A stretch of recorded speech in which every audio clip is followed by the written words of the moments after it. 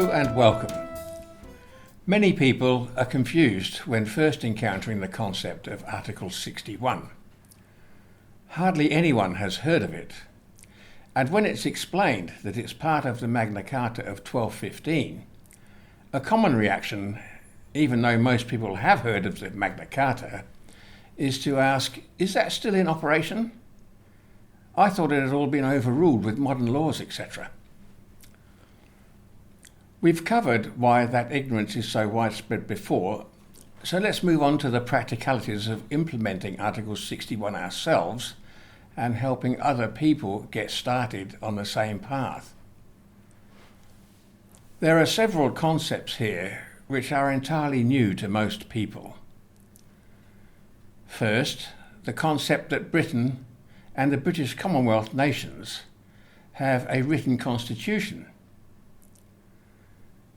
Second, that the Constitution binds every member of the community in a common bond of rights and obligations, especially including those elected to govern who do not have the right to change the Constitution without the express consent of the people, because it is above them.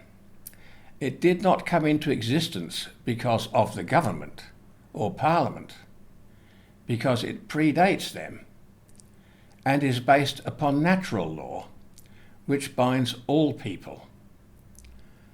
The common law tenets of do no harm, cause no loss, commit no fraud, and keep the peace are understood intuitively by all people as being necessary if we want to live in a harmonious and peaceful society.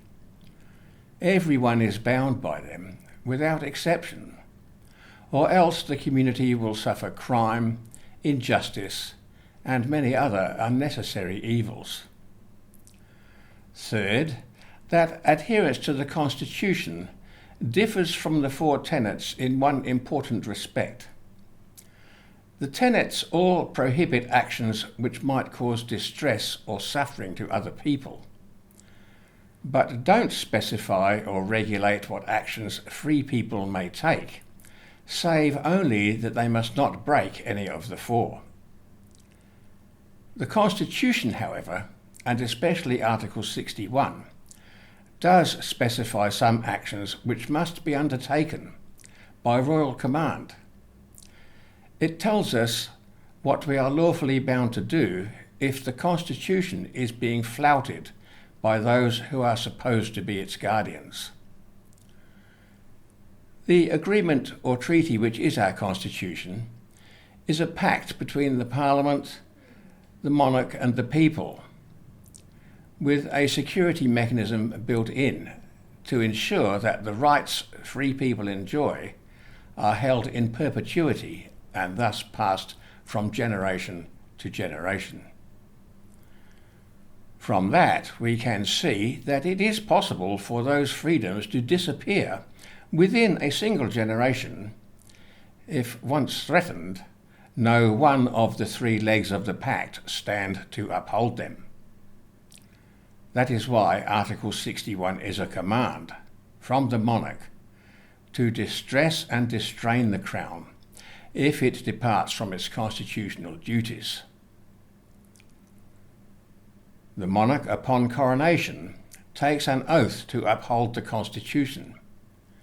The barons or nobles, the monarch's peers, take an oath to uphold the Constitution, especially if the monarch ceases to do so. And the people are commanded to swear an oath to the barons if the latter are forced into invoking Article 61, provided that the barons adhere to the Constitution without deviation. Most people, however, on hearing mention of oaths and barons, immediately regard such as outside their normal worldly experience.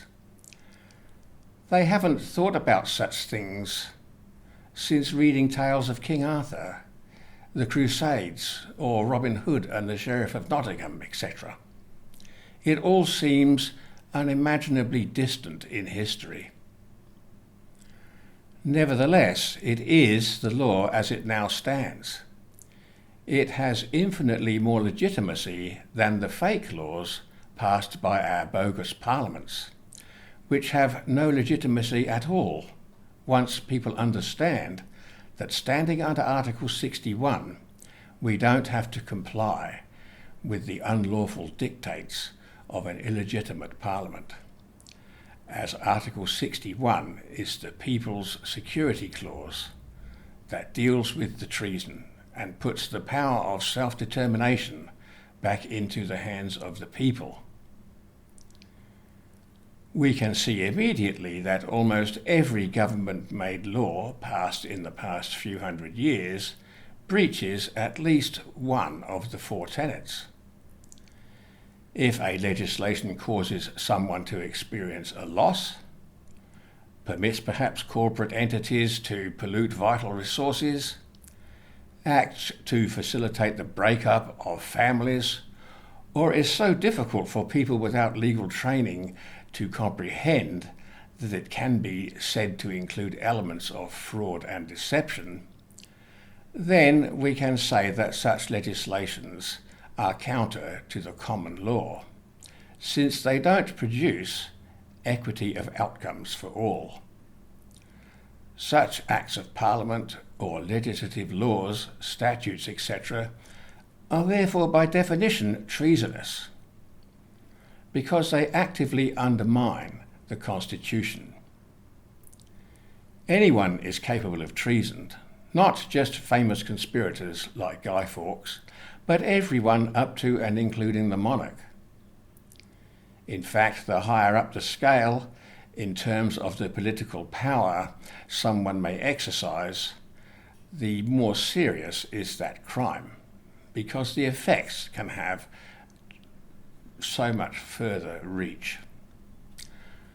From the point of view of the law, anyone who has not or does not take the oath specified under Article 61 is aiding and abetting treason to a greater or lesser degree. So let's examine this oath now.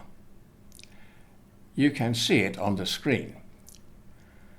At the top is a shield, symbolizing various aspects of what we're discussing. The red outline symbolizes royal command. The tablets of stone, the Ten Commandments, from which the four tenets are distilled. The hand symbolizes the raised hand used when swearing an oath. The parchment with the seal attached, the Magna Carta itself.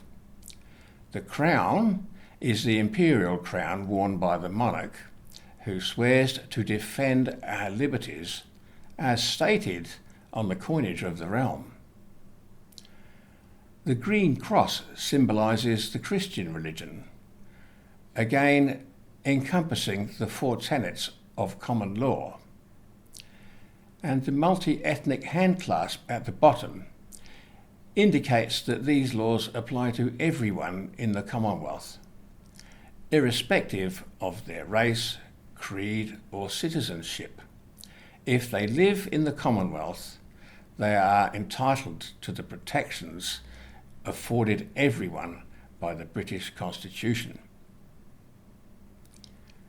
Before I go on explaining the steps to taking the oath, it is important to pause for a moment to explain why taking the oath is the first critical step to securing your freedom. By swearing the oath of allegiance, you are swearing an oath to your protection under the Constitution, which recognises you as existing in nature, therefore your supremacy over government. The oath breaks all presumed and assumed contracts created from the trespass committed against you at your birth by the state through the creation of the birth certificate.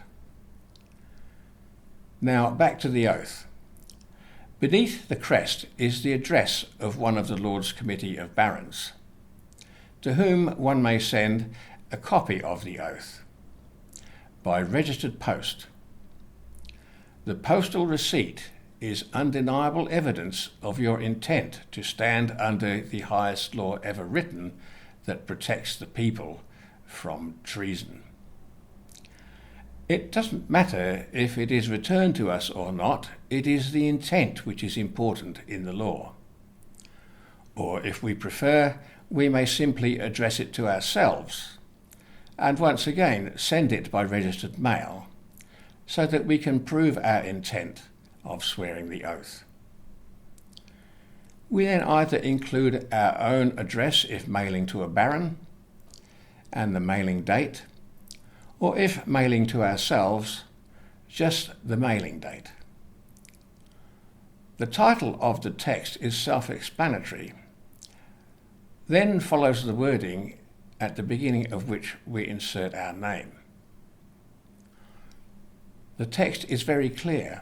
It simply states that we have become aware of the treason being committed by both the Parliament and the Sovereign, who ought not to have permitted it, and exactly what the nature of this treason is, namely the transfer of sovereignty from the peoples of the Commonwealth into the hands of foreign powers, something which is expressly and absolutely forbidden under British constitutional law.